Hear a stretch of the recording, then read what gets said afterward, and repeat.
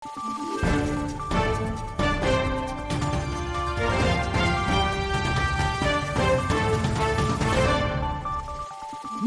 araw, Pilipinas! Ito ang Valiente News hatid sa inyo ng Office of the Vice President.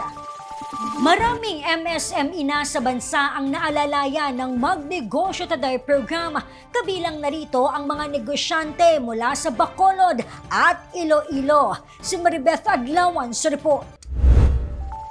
Patuloy ang pag-alalay ng programang Magnegosyo Today program sa OVP sa mga Pilipinong nais magsimula o di kaya'y mapalago ang kanilang sinimulang negosyo.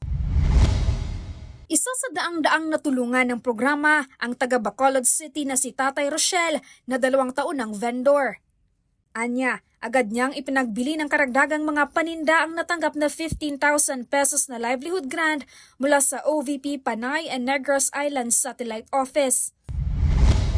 Habang noong Hulyo, 5 micro, small, medium enterprises o MSME naman mula sa Patutan, Iloilo ang nahandugan din ng karagdagang puhunan ng Office of the Vice President.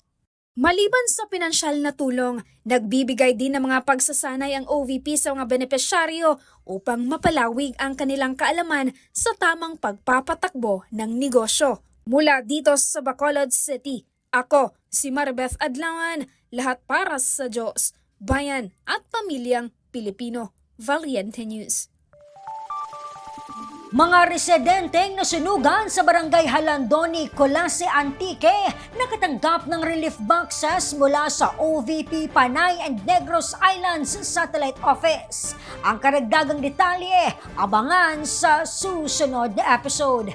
Ako si Claudette Loreto para sa makabuluhan, naninindigan at matapang na mga ulat at impormasyon. Maraming salamat.